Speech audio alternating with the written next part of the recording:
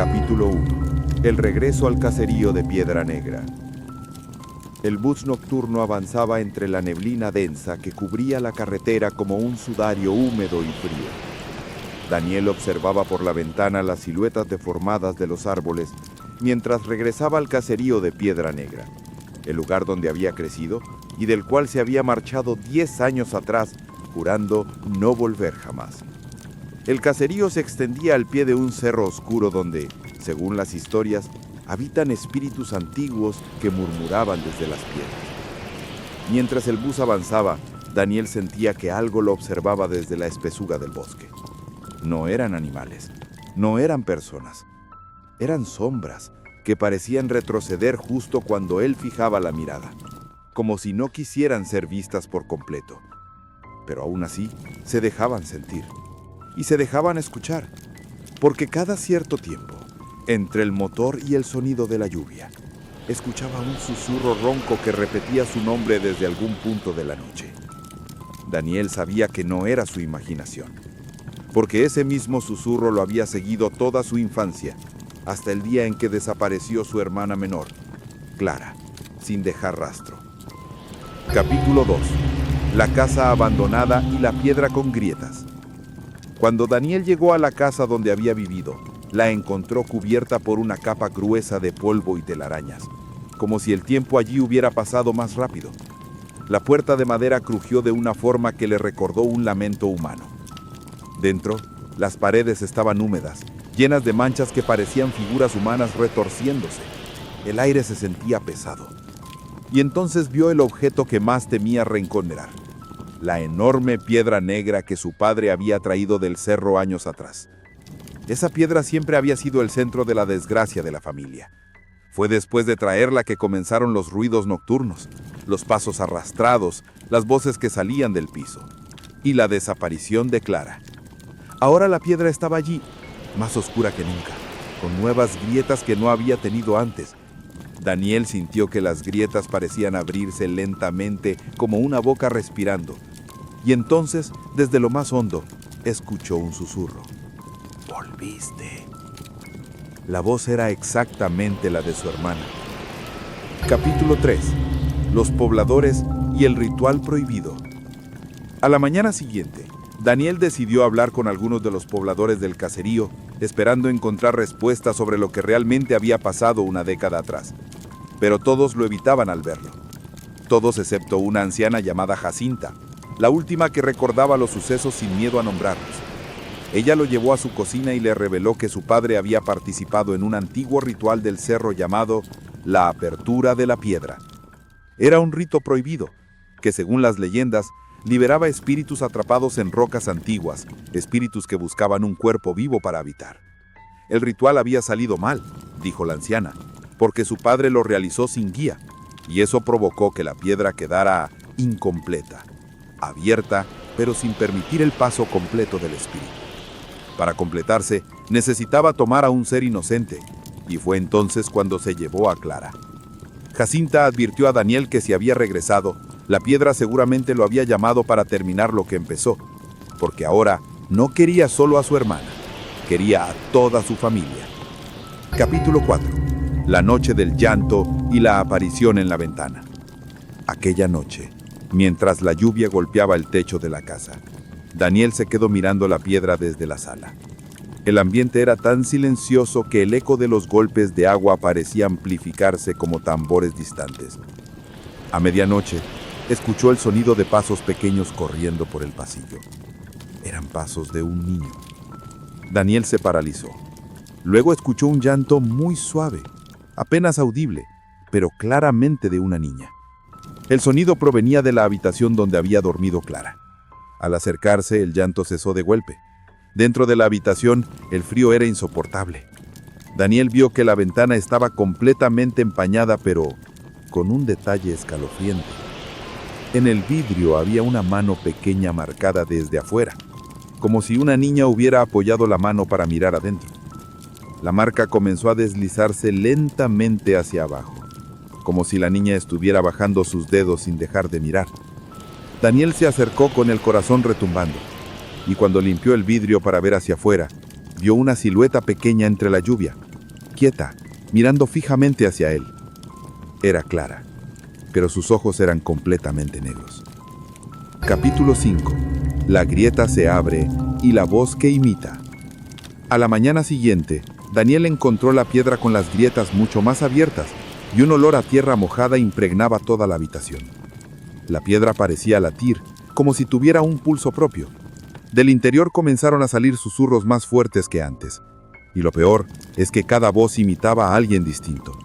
Primero imitó la voz de su madre, luego la de Jacinta, luego incluso la de él mismo. Pero todas tenían un tono distorsionado, como si una presencia estuviera jugando con las memorias y sonidos que tomaba prestados. Daniel sintió que la piedra estaba tratando de comunicarse, o manipularlo, o ambas cosas. Las voces comenzaron a unirse en un canto profundo, incomprensible pero hipnótico. Daniel sintió un impulso repentino de acercarse y tocar la piedra.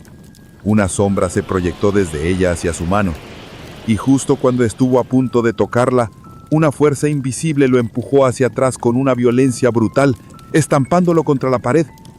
Antes de perder la conciencia, escuchó una última frase. Esta vez no escaparás. Capítulo 6. La verdad del sacrificio y la revelación final. Despertó en la casa de Jacinta. La anciana, con voz grave, le reveló algo que lo dejó sin aliento. Su padre no había sido víctima de la piedra. Él había buscado voluntariamente, porque había querido intercambiar su propia vida por la de Clara.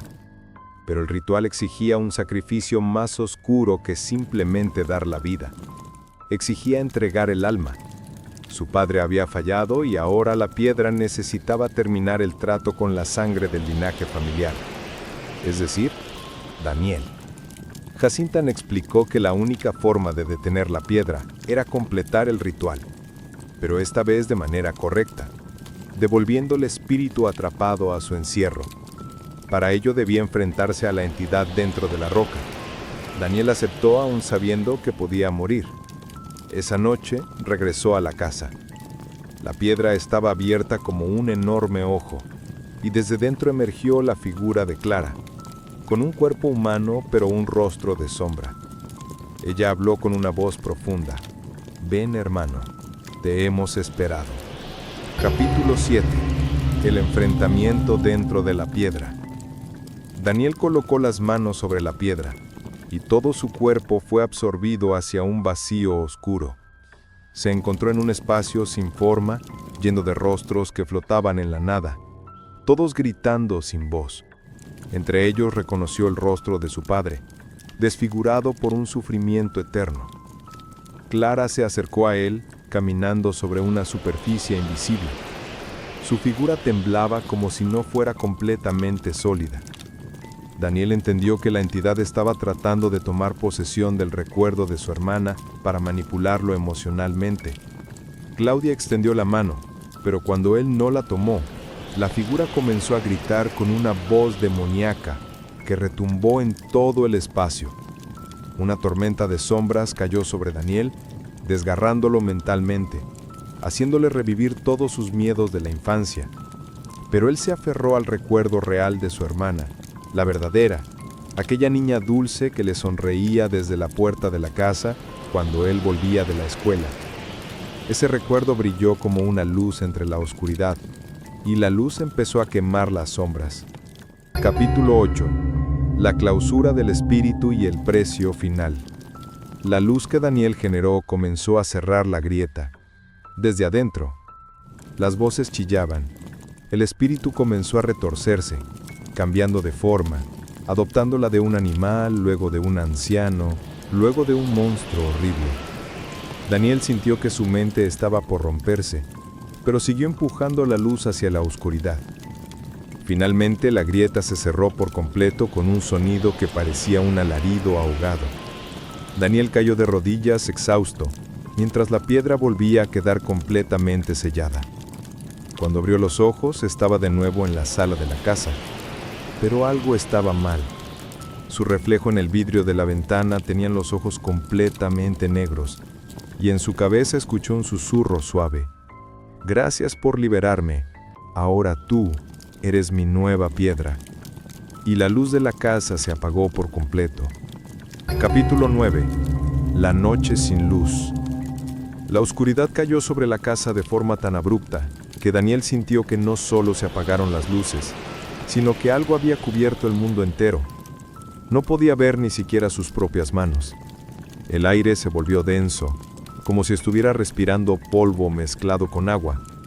Un silencio absoluto lo envolvió. Un silencio tan profundo que podía escuchar su propio corazón temblar dentro de su pecho. De pronto una respiración lenta comenzó a escucharse muy cerca de él. Al principio pensó que venía de su propio cuerpo, pero no, estaba detrás de él. Daniel dio un paso hacia atrás sin saber a dónde caminar y sintió que algo rozó la parte baja de su espalda. Una mano fría, huesuda, que se deslizó como explorando su columna. Él quiso gritar, pero su voz no salió. La oscuridad tembló y a lo lejos apareció un par de ojos. No eran los de Clara. No eran humanos. Eran ojos demasiado altos, demasiado hundidos, demasiado antiguos, y esos ojos se acercaban, parpadeando lentamente, como si les intrigara el nuevo contenedor que habían encontrado. Capítulo 10. El hombre de la sombra quebrada.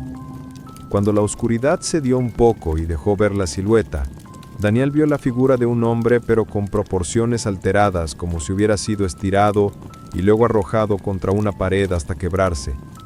Sus extremidades eran largas, casi tocando el suelo. Su cuello estaba torcido en un ángulo imposible. Cada movimiento que hacía sonaba como huesos fracturándose. Daniel retrocedió hasta chocar contra la piedra negra, que ahora estaba completamente sellada, sin grietas. La figura habló con una voz que parecía salir de múltiples gargantas al mismo tiempo. No debiste cerrar la puerta. Esa puerta era un equilibrio. Ahora el encierro eres tú. Daniel sintió que sus pensamientos comenzaron a desordenarse. El espíritu le explicó que la piedra había atrapado durante siglos entidades que no pertenecían al mundo humano. Y ahora, al cerrarla desde adentro, Daniel había tomado el lugar de esas criaturas. Estaba a medio camino, ni vivo ni muerto, ni sombra ni cuerpo.